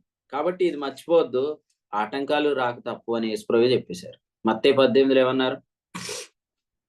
అభ్యంతరాలు రాక తప్పవు, కానీ అభ్యంతరములు ఎవరి వల్ల వస్తే వానికి శ్రమ అన్నాడు. కాబట్టి ఆటంకాలు రావనుకోద్ది, ఎందుకంటే మనం సాతాను సింహాసనం ఉన్న స్థలంలో కాపురం ఉన్నాము అని 2:13 ప్రకటన గ్రంథం చూస్తున్నాం. కానీ మనం లోకము అనుభవించే శిక్షా విధిని అనుభవించక్కర్లేదు. కారణం ఏంటంటే రోమా 5:9 ఏమన్నాడు? మరింత నిశ్చయముగా ఉగ్రత నుండి రక్షణ అన్నాడు. కాబట్టి లోకం ఏమి ఎక్స్పీరియన్సెస్ చేస్తుందో అవేవి మనం ఎక్స్పీరియన్స్ చేయక్కర్లేదు. మనం ఆశ్చర్యంగా తప్పించబడతాం. అంతెందుకు మీకు ఇలా చెప్పనా, ప్రకటన గ్రంథం 12లో సర్పము ద్వారా హింసించబడుతున్న స్త్రీ ఉంది కదా, ఆ స్త్రీ గురించి ఏమన్నాడు? 3.5 సంవత్సరాలు సర్పముఖం చూడకుండా ఆమె పోషించబడే స్థలం ఉందన్నాడు కదా. మీరు ఎప్పుడైనా చదివారు దాన్ని? చదవకపోతే ఇప్పుడు చదువుకోండి. ప్రకటన గ్రంథం 12వ అధ్యాయంలో లాస్ట్ 3.5 years సర్పముఖం చూడకుండా ఆమె పోషించబడుతుంది. 12-14 చదువుకోండి. అచ్చట సర్పముఖమును చూడకుండా ఒక కాలము, కాలములు, అర్ధకాలం. ఒక కాలము, కాలములు, అర్ధకాలం అంటే 3.5 ఏండ్లు అని అర్థం. 3.5 ఏండ్లు ఆమె సర్పముఖం చూడకుండా 14 వచనం, అరణ్యములో ఉన్న చోటికి ఆమె ఎగిరి వెళ్ళిపోయింది. అక్కడ ఆమెకి ఎవరున్నారంటే 15వ వచనం చూడండి, 16వ వచనంలో సహకారి, భూమి ఆ స్త్రీకి సహకారిగా ఉంది. మాత్రమే కాదు, ఆమె అక్కడ సంరక్షణలో ఉంది. కాబట్టి ప్రభు ఎలా చేస్తాడంటే ఆటంకాలు అన్నిటిని అధిగమించి చేసి సేవ కూడా ఇస్తాడు. పౌలు తన జీవితంలో అద్దీంట్లో ఉండి 2 సంవత్సరాలు ఎలా పనిచేశాడని ఉంది అపోస్తలుల కార్యాలు 28 ఆఖరి వచనంలో. నిరాటంకమైన సేవ కూడా ఒక గిఫ్టే. కొన్ని ఆటంకాలు ఆరంభంలో ఉంటాయి, కానీ ఆటంకాలన్నిటినీ త్రొక్కుకుంటూ చేసే సేవ కూడా ఇస్తాడు దేవుడు. ఇక్కడ అదే మనం చూస్తాం ప్రకటన గ్రంథం 12లో. సర్పముఖం చూడకుండా ఏ చోటు ఉందండి అసలు? ఈ చోటే సర్పం ఉంది కదా, ఇది సాతాను సింహాసనం ఉన్న స్థలం అన్నాడు, కానీ దాని ముఖం చూడకుండా కూడా ప్రభు కాపాడగలడు. కొంతమంది అంటున్నారు కొన్ని ముఖాలు చూసి చాలా రోజులు అయిపోయిందండి. వెళ్ళి మీరు చూడాలి కానీ మీకు కనపడదు. కొన్ని ముఖాలు కనపడనీయడు దేవుడు. కొన్ని ముఖాలు చూడకూడదు కూడా, కొన్ని ముఖాలు చూడనీయడు. సర్పముఖం చూడకుండా 3.5 ఏండ్లు పోషణ. భూమి కూడా సహకరించింది. అలా దేవుడు మనకి సహకారాన్ని ఇస్తాడు. ఈ భూమి వాస్తవంగా ప్రస్తుతానికి 1000 ఏండ్ల రాజ్యం వరకు సాతాను వశంలోనే ఉంది కాదంటారా? 1000 ఏండ్ల రాజ్యం వరకు భూమి ఎవరి వశంలో ఉంటుంది? సాతాను వశంలోనే ఉంటుంది. కానీ అట్టి భూమిని కూడా సహకారిగా మార్చగలడు దేవుడు మనకి.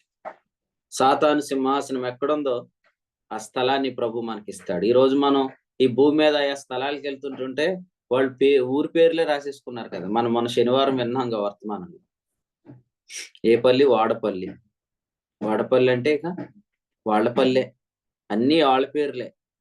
ఇంతగా అసలు 1000 ఏండ్ల రాజ్యంలో పేర్లన్నీ మారిపోతాయి. భారతే మారవా? ఎన్టీఆర్ జిల్లానే మార్చేశారు కదండి, కృష్ణా జిల్లాని.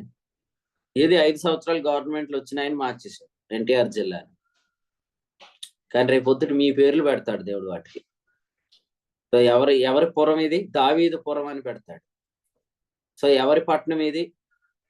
దావీదు పట్టణం అనబడిన బెత్లెహేం అని పెడతాడు. కాబట్టి మీరు నమ్మండి, భూమి ఇప్పుడు వాస్తవంగా వారు ఆక్రమించుకున్న స్థలమైనా కూడా అది కూడా మనకు సహకరిస్తుంది. ఫైనల్ గా మాట చెప్తాను, వీళ్ళ వల్ల పని ఆటంకం అవదనే వాళ్ళు ఆటంకపరుస్తారు, వీళ్ళ వల్ల సహకారం దొరకదనుకునే వాళ్ళు సహకరిస్తారు. దేవుడు ఎవరినైనా లేపుతాడు, ఎవరినైనా నీ కోసం అనుగ్రహిస్తాడు. అపోస్తులు 3:26 గుర్తుపెట్టుకోండి. సేవకుడిని లేపుతున్నప్పుడే సేవకునికి సహకరించే వాళ్ళని కూడా లేపుతాడు. మీరు ఎప్పుడైనా చూసారా? సీఎం గారు పదవి రాగానే ఏం జరిగిద్ది? మళ్ళీ ఆయనకి కావాల్సిన మొత్తం టీం అంతటిని కూడా ఎలక్ట్ చేస్తారు. దావీదు గురించి రాసిన సందర్భంలో ఆల్రెడీ మనం ధ్యానం చేసి వచ్చేసాం. దావీదుతో ఉండే వాళ్ళ గురించి రాస్తాడు. ఒక్కొక్కడు ఎంత యోధుడో, ఒక్కొక్కడు ఏమేమి సాధించాడో వాళ్ళ యొక్క పరాక్రమ కార్యాలన్నిటిని గురించి వివరించాడు. సో డేవిడ్ స్ట్రీమ్ చాలా బలమైంది. అలాగే మీరు సేవకు వచ్చినప్పుడే మీ కొరకై ప్రభు సహకారులను లేపాడు. వాళ్ళు ఫుల్ టైం సర్వెంట్స్ కాదు, కానీ మీరు ఫుల్ టైం సర్వెంట్. మీకు సహకరించడానికి దేవుడు లేపాడు. మీ టీము ఉంది, అది ప్రత్యేకమైంది. కాబట్టి ఈ విషయాన్ని నమ్మి సహకారులు ఉన్నారు. ఆటంకాలు కలిగించే వాళ్ళు ఉంటారు, కానీ వాటికి భయపడద్దు. నేను ఒకటే చెప్తున్నాను, కాగితం మీద రాసి ఏ రాతలకు భయపడద్దు. మీ వస్త్రం మీద మరక లేకుండా చూసుకోండి చాలు. అప్పుడు మీరు పనిలో నిరాటంకంగా సాగిపోతారు. అంతే తప్ప ఈ పత్రికల వల్ల ఏదో పని ఆగిపోతుంది అని అనుకోవద్దు. మళ్ళీ పని రీస్టోర్ అయిపోద్ది, మళ్ళీ పని తిరిగి ప్రారంభించబడుతుంది. ఎందుకంటే అది దేవుని పని. కాబట్టి దేవుడే తన కుమారుడైన యేసుక్రీస్తు మహిమ కొరకై జరిగించుకుంటాడు. ఇంతటితో ఎజ్రా గ్రంథం 4వ అధ్యాయం ముగించబడింది. ఎజ్రా గ్రంథం 4వ అధ్యాయం అంతా మీరు చదవక్కర్లేదు, ఎందుకంటే అదంతా కూడా పనిని ఆటంకపరిచే వాళ్ళు వ్రాసిన వ్రాతలతో కూడిన అధ్యాయం. కానీ మనం 5వ అధ్యాయం మొదటి వచనం చదువుకొని ఈ అధ్యాయాన్ని స్టడీ చేశాం. ఇందులో 2 ప్రవక్తలు ఉన్నారు. ఈ ప్రవక్తల కాలంలో దేవుని పని తిరిగి ప్రారంభించబడింది.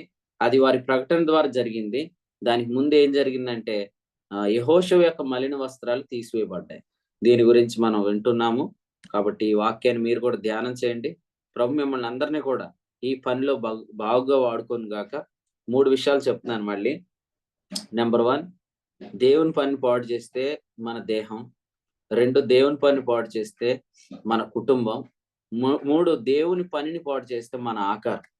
ఇవి తప్పకుండా డిస్టర్బ్ అవుతాయి. కాబట్టి ఫైనాన్షియల్ గా అన్ని విషయాలు కూడా మనం స్ట్రగుల్ అవుతాం అన్నమాట. వీటి జోలికి మనం వెళ్ళొద్దు. ఎందుకంటే ఇది దేహం మాత్రమే కాదు, ఇది సంఘము అనేది కుటుంబం మాత్రమే కాదు. 3, ఇది ఒక సేవకుని జీతం. కాబట్టి అతని జీతం మనం దొంగిలిస్తే, అతనికి వచ్చేది మనం దొంగిలిస్తే మనం కూడా ఈ విషయాల్లో ఇబ్బంది పడతాం. కాబట్టి ఫైనాన్షియల్ గా, ఆరోగ్యపరంగా, ఫ్యామిలీగా మనం అందరం కూడా ఆశీర్వదించబడాలంటే జస్ట్ పనికి సహకరించండి. మీరు చేయాల్సిన పెద్ద సహకారం ఏముంది? మోకరించి కాసేపు ప్రార్థన చేయండి దేవుని పని కొరకు. అక్కడక్కడ పని జరుగుతుంది, ఊరి పేర్లు ఎత్తి ప్రార్థన చేయండి. దేవుడు మీకు ఇస్తే ప్రభు కొరకు మీరు అప్పగించుకొని ఈ పని జరిగించండి. తప్పకుండా దేవుడు మిమ్మల్ని ఉభయదేదేమి ఇంటి వాళ్ళు ఆశీర్వదిస్తారు. అబద్ధ బోధలకు స్పాన్సర్లు చేశారుగా చాలా సార్లు. ఇప్పుడు సత్యానికి సహకరించండి. సత్యమునకు జత పని వారు కండి, దేవుడు తప్పకుండా ఆశీర్వదిస్తాడు. మరి జగిత్యాలు మీటింగ్స్ జరగటానికి గల ముఖ్య కారణం కొడిమియాల్లో ఉన్న ఏలియా గారు కాదు, ఆదిలాబాద్ లో ఉన్న తమ్ముడు ఆశీష్ ఆ ఊరు వెళ్ళి, వాళ్ళ అమ్మమ్మ వాళ్ళ ఊరు అది, వెళ్ళి ఇది మా అమ్మమ్మ వాళ్ళ ఊరు కాబట్టి ఈ ఊరు మీద నాకు భారం ఉంది, బాధ్యత ఉంది, ఇక్కడ సేవ జరగాలి, సువార్త జరగాలి. పాస్టర్ గారు మీరు మీటింగ్స్ పెట్టండి, మీరు సగం ఖర్చు పెట్టుకోండి, నేను సగం ఖర్చు పెట్టుకుంటాను. సో ఎంత ఖర్చు అయిందో అందులో నాది 50%, మీది 50% పని చేద్దాం అని చెప్పి తన యొక్క వాగ్దానం చెప్పాడు వాస్తవంగా. కానీ దేవుడు అది ఎలాగైనా నెరవేరుస్తాడు. ఆ మాట కావాలి, ఆ మాట ప్రభు తన ద్వారా ఇచ్చాడు. వెంటనే మీటింగ్స్ ఏర్పాటు చేసి 2 రోజులు ఏర్పాటు చేశారు, 15, 16. వెంటనే మళ్ళీ వాళ్ళకి ఆలోచన వచ్చి మళ్ళీ నాకు ఫోన్ చేసి 14 కూడా డేట్ ఇవ్వండి, దగ్గరికి వస్తున్నారు కదా, మా ఊరి దగ్గరలో ఇంకొక చోట కూడా మనం మీటింగ్ పెడదామని. మళ్ళీ ఇంకో ఊరు ఇలాగా కరీంనగర్ అన్నయ్య ఫోన్ చేశాడు, బానుశ్రీ. కరీంనగర్ లో కూడా రోజు మీటింగ్ ప్లాన్ చేద్దామని. అయితే ఈ 3 రోజులు వాస్తవంగా మీటింగ్స్ ఉన్నాయని చెప్పగానే సరే మేమే అయితే అక్కడికే వస్తాము, అందరం కలిసి అక్కడ ఫెలోషిప్ చేద్దాం అని అందరూ సమర్పించుకున్నారు. కాబట్టి ఈ సేవ చాలా యోగ్యమైంది. యవనస్తులకు ఉద్యోగాలు ఇచ్చాడు. ఆశీష్కి మొన్న దేవుడు జాబ్ ఇచ్చాడు. వెంటనే దేవుని పనికి ఆయన సహకరిస్తున్నాడు. అలాగే మీరు కూడా ఆయా స్థలాల్లో ఉండి పనికి సహకరిస్తున్నారు. మీ అందరికి నేను హృదయపూర్వక వందనాలు చెప్తున్నాను. ఉభయదేదేమి ఇంటి వలె దేవుడు మిమ్మల్ని ఆశీర్వదిస్తాడు. ఈ పనిలో సహకారులైన మీ అందరు కూడా ప్రభు పేట వందనాలు తెలియజేస్తున్నాను. ప్రభు ఈ తలంపులు మన కొరకై దీవించును. ఆమేన్. ఎజ్రా గ్రంథం 4వ అధ్యాయం నుంచి దేవుడు పరిశుద్ధాత్మ సహాయంతో తన దాసుని వాడుకుని అందించిన వర్తమానాన్ని బట్టి ప్రభుని స్తుతిస్తున్నాం. ఈ యొక్క అధ్యాయంలో కొంతమంది దుష్ట మనుషుల వల్ల, ప్రధానత్వ అపేక్ష కలిగిన వారి వల్ల మందిరం పని నిలిచిపోయినట్లుగా తిరిగి 5వ అధ్యాయం మొదటి వచనంలో తిరిగి 5వ అధ్యాయంలో మందిరం పని తిరిగి ప్రారంభించబడినట్టుగా తిరిగి మనకి చూపిస్తూ, అయితే కొంతమంది మనుషుల వల్ల పని ఆగిపోయే అవకాశం ఉంది గానీ, అయితే మనం మాత్రం ఎప్పుడైతే వరం కలిగిన వారంగా, వరం పొందుకొని వస్త్రం మలినం కాకుండా మనం కాపాడుకున్నట్లయితే, మందిరం పని ఆటంకపరిచేవారు ఉంటారు గానీ, దేవుడు మరి వారి వారి నుంచి మనల్ని తప్పించి, దుష్ట మనుషుల నుంచి తిరిగి మందిరాన్ని ఏ విధంగా కట్టుకోవడానికి ఏ విధంగా దేవుడు సహాయం చేస్తాడు. అలాగే పరిచర్యలో మనకు ఎదురయ్యే పరిస్థితులన్నిటి విషయాల్లో సేవకుడు యొక్క పాత్ర, అలాగే సహకారుల యొక్క పాత్ర, సేవకుడికి సంఘాన్ని మనం నష్టపరిస్తే మనకు కలిగే నష్టం, సంఘానికి వ్యతిరేకంగా పనిచేసినప్పుడు లేదా సంఘానికి నష్టం కలిగించే పనులు చేసినప్పుడు స దేవుడు ఏ విధంగా మనల్ని నష్టపరుస్తాడు. ఇంకా అనేక విషయాలు ప్రభు ఈ యొక్క వర్తమానం ద్వారా తన సేవకుని వాడుకొని పరిశుద్ధాత్మ సహాయంతో అందించిన వర్తమానం బట్టి ప్రభువుని స్తుతిస్తూ శ్రేష్టమైన సంగతులు అందించిన సేవకులకు కూడా కూడి పక్షంగా వందనాలు తెలియజేస్తున్నాం. ఈరోజు సాయంత్రం పెంటపాడులో దేవాలయంలో జరిగే పరిచర్యల కొరకు ప్రార్థన చేయండి. రాత్రికాల సమయంలో తెలంగాణ ప్రాంతంలో జగిత్యాల ప్రాంతంలో జరిగే పరిచర్యకు మరి ప్రయాణం కొరకు అక్కడ జరిగే 3 దినాల పరిచర్య కొరకు ప్రార్థన చేయండి. ఈ సమయంలో ముగింపు ప్రార్థనతో మనం కూడికి ముగింపు చేసుకుందాం. ప్రియులు ప్రశాంత్ గారు హైదరాబాద్ నుంచి మనతో సాహసం చేస్తున్నా. ప్రశాంత్ గారు ముగింపు ప్రార్థన చేస్తారు. కూడికను ముగింపు చేసుకుందాం. ఇప్పటి వరకు నిలిచి వాక్యమైన ప్రియులకు అలాగే పరిచయలో ఆయా విధాలుగా సహకరిస్తున్న ప్రియులందరికీ కూడా ప్రభునామములో వందనాలు తెలియజేస్తూ ముగింపు ప్రార్థనతో ఈ కూడికి ముగింపు చేసుకుందాం. వందనాలు ప్రశాంత్. ఉన్నారండి. పరిశుద్ధుడైన తండ్రి మీకు వందనాలు స్తోత్రాలు చెల్లిస్తున్నాం. మీరు మమ్మల్ని ప్రేమించి ఉదయకాల సమయంలో మరొక శ్రేష్టమైన వర్తమానం ద్వారా మమ్మల్ని దర్శించిన విధానం బట్టి వందనాలు చెల్లిస్తున్నాం. మీ సేవకునికి ఇచ్చిన ఆత్మ సహాయాన్ని బట్టి మీకు వందనాలు. నాయన ఇజ్రా గ్రంథం నుంచి మీరు పలికించిన ప్రతి మాటను బట్టి వందనాలు చెల్లిస్తున్నాం. నాయన దేవుని మందిర పనిని పాడు చేసేవారు ఉన్నారు. పత్రికలు ఇచ్చి పాడు చేయాలని చూసినా కానీ మా తండ్రి మీరు మాత్రము దాన్ని కొనసాగింపజేశారు. మీకు వందనాలు. ప్రవక్త మాట వినడం అనేది శ్రేష్టమైందని తండ్రి మీ సేవకుని మీరు లేపుకున్నారు. నాయన తల్లి గర్భమందు పడిన మొదలుకొని మీరు ప్రత్యేకపరిచారు. మీ కుమారుణ్ణి మా తండ్రి వారి యందు బయలుపరచబడడానికి మీరు ఉద్దేశించారు. మీకు వందనాలు. వారితో పాటు వారికి అనేకమైన సహకారులు మీరు లేపుతున్నారు. ఆయన భూమి ఆ స్త్రీకి సహకారి ఉన్నది మీరు రాయించారు ప్రభు. అంతేకాకుండా మీ సహకారం మీరు లేపుతున్నారు. మీకు వందనాలు చెల్లిస్తున్నారు ప్రభువా. కొందరు ప్రధానత్వ అపేక్షతో ఆయన మన పనులను పాడు చేయాలని చూస్తున్నారు. నా తండ్రి ఎన్ని ఆటంకాలు వచ్చినా మా ప్రభువా ఈ యొక్క అంత దినాల్లో అపవాది తంత్రాలు ఎరగడానికి కావాల్సిన మా తండ్రి వరం యొక్క ప్రాముఖ్యతను మీరు మొత్తం మాట్లాడుతున్నారు. మీకు వందనాలు. అతని ఫలము నా జీవకు మధురమని అక్కడ మీరు వరం గురించి రాయించారని చెప్పారు ప్రభు. నీకు వందనాలు. చాలా మందికి వరం ద్వారా వచ్చే ఫలాన్ని ఎక్స్పెక్ట్ చేస్తున్నారు కానీ వరం విషయంలో అభ్యంతర పడుతున్నట్టుగా మీరు మాట్లాడారు. మీకు వందనాలు ప్రభువా. వరంతో చేసే పని చాలా శ్రేష్టంగా సాగిపోతుందని మీరు చెప్పారు. మీకు వందనాలు. ఎందుకంటే మేము ఏ విధంగా యుక్తంగా ప్రార్థించాలి మాకు తెలియదు కానీ ఉచ్చరింపశక్యం కానీ మూలుగులు అన్నారు ప్రభు. నీకు వందనాలు ప్రభువా. ఆత్మతోనూ మనసుతోనూ ప్రార్థన చేయాలని కూడా మీరు చెప్తున్నారు. మీకు వందనాలు. నాయన వరాన్ని మా ప్రభువా అనేకులంగా నేను కూడా పొందుకునే కృప అనుగ్రహించి మనం ప్రార్థన చేస్తున్నాం. ఈ అంత దినాల్లో మందిర పరిచయం ఇంకా ఘనంగా జరగడానికి కావాల్సిన వరాన్ని అపేక్షిస్తున్నంతనే సహాయం చేయమని కోరుతున్నాం ప్రభువా. సంఘము దేవుని ఆలయం అన్నారు, దేహం కూడా దేవుని ఆలయం అన్నారు. మీకు వందనాలు. సంఘాన్ని పాడు చేస్తున్నప్పుడు దేహం కూడా పాడవుతుందని మీరు చెప్పారు. నీకు వందనాలు. ఆయన యూద మిమ్మల్ని అప్పగించిన వారికి ఎక్కువైన పాపం అన్నారు. ఆయన దుర్నీతి అనే పాపము చాలా భయంకరమైనదని తెలియజేశారు. మీ వర్తమానాల ద్వారా ఆ దుర్నీతి అనే పాపను మేము వెళ్లకుండా మా యొక్క అవయవాల్ని దుర్నీతి సాధనాలు అప్పగించకుండా మీరు మమ్మల్ని వాక్యం ద్వారా మరి దాన్ని బలపరుస్తున్నారు.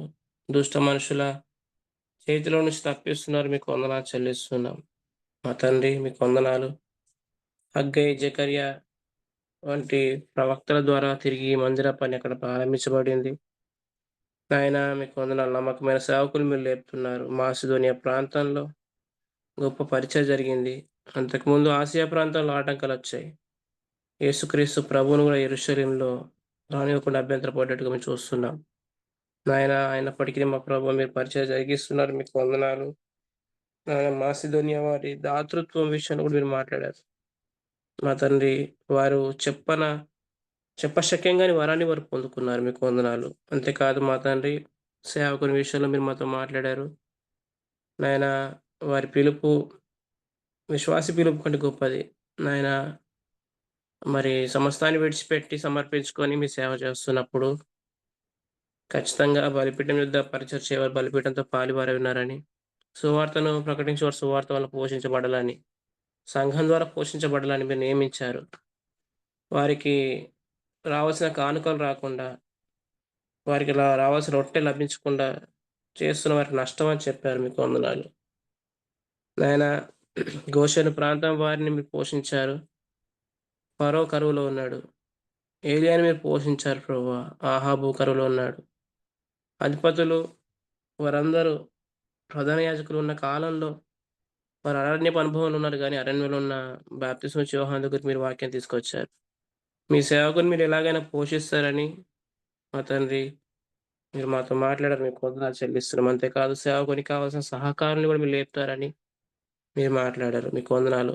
మా తండ్రి, మీ ఆత్మ మా మధ్య నివసిస్తున్నది. అంతేకాదు ఆయన మీ ఆత్మ చేతనే మా ప్రభువా మీరు సమస్యను జరిగిస్తున్నారు, మీకు వందనాలు. ప్రభు ఉదయకాల సమయంలో నాయన మీరు మాతో మాట్లాడారు. పనిని పాడు చేస్తే నాయన మా అన్ని విషయాలు నష్టం చూస్తామని, షేప్ మారిపోతుందని, నాయన దేహం కూడా మారిపోతుందని, కట్టబడి స్వస్థత అనుభవించమని కూడా మీరు తెలియజేశారు. కాబట్టి ఈ నమ్మకమైన పరిచయంలో మా ప్రభువా నమ్మకంగా కొనసాగడానికి, ఆయన ఓడ నడుపు అనే ఉద్దేశం చొప్పున మేము ప్రయాణించడానికి మీరే సహాయం చేయండి. నాయన ఈరోజు జరగబోయే మీటింగ్స్ విషయం ప్రార్థన చేస్తున్నాం. నల్లజర్ల భీమవరం ప్రాంతాలు మీరే సహాయం చేసి, అలాగే మా ప్రభువ మరి కొడిమేల ప్రాంతంలో, షానగర్ ప్రాంతంలో 3 దినాల పరిచయం ఉంది ప్రభువ, మీ సహాయం ఇవ్వండి. సేవకులకు సహకారులకు ప్రయాణ అంతల్లో మీ తోడుగా ఉండండి. అక్కడ విత్తబడే ప్రతి వాక్యము తండ్రి అనేకులకు తేటగా అర్థమవులాగున, స్పష్టంగా వారు గ్రహించలాగున మీరే సహాయం చేయండి. మీ ఆత్మకార్యం జరిగించండి. ఆ పట్టణంలో కూడా గొప్ప జన సమూహం ఉందని నమ్ముచున్నాం తండ్రి, సహాయం చేయండి. నాయన సహకరిస్తున్న ప్రతి ఒక్కరిని బట్టి మీకు స్తోత్రాలు చెల్లిస్తున్నాం. ఉదయకాల సమయంలో మీరు మనం ప్రేమించి నాయన ఈ 4వ అధ్యాయంలో నుంచి మీరు మాతో మాట్లాడిన ప్రతి సంగతిని బట్టి మీకు వందనాలు చెల్లిస్తూ, మా ప్రభువా మీ సేవకునికి ఇచ్చిన ఆత్మ సహాయాన్ని బట్టి, కూడిక నడిపించిన ప్రియులు సత్యాను గారిని బట్టి వందనాలు చెల్లిస్తూ, విన్న వారందరిని బట్టి సేవకులందరిని బట్టి వందనాలు చెల్లిస్తూ, యేసుక్రీస్తు ప్రభువు నామములో స్తోత్రాలు చెల్లించి ఈ యొక్క కూడికను మేము ముగింపు చేస్తున్నాం పరమ తండ్రి. ఆమేన్. ఉన్నారండి. రాము ఉన్నాడన్నా? ఉన్నాయండి. అన్నా ఉన్నానన్నా. తమ్ముడు, అదే నీ సిస్టంలో ఈ మెయిల్ తో జూమ్ లో లాగిన్ అయితే రికార్డింగ్స్ లో ఈ రికార్డ్స్ ఉంటాయి అన్నమాట. సో కాసేపు నాకు ఒక 1 hour లో రికార్డ్ కంప్లీట్ అవుతుంది. ఈ ఆడియో గ్రూప్ లో పెట్టొచ్చు, అదే సత్యనారాయణకి పెట్టొచ్చు. ఒకసారి ట్రై చేయి, నీకు అర్థం కాకపోతే నాకు ఫోన్ చేయి, చెప్తా. నిన్నటి వర్తమానం, ఈ రోజు వర్తమానం రికార్డింగ్స్ సిస్టంలో నుంచి లాగిన్ అయ్యి చేయొచ్చు. ఒకసారి నాకు అర్థం అవ్వకపోతే ఫోన్ చేయి, చెప్తా. సరే అన్న, ఓకే అన్న. ఓకే అండి. ముగింపు ప్రార్థన చేసిన వారికి, కోడికలో ఇప్పటి వరకు ఉన్న ప్రియులు అందరికీ వందనాలండి. కోడికి ఇంతటితో ముగించబడింది. అందరికి వందనాలండి. అందరికీ వందనాలండి. అందరికి వందనాలండి. అందరికీ వందనాలండి. అందరికి వందనాలండి. అందరికీ వందనాలండి.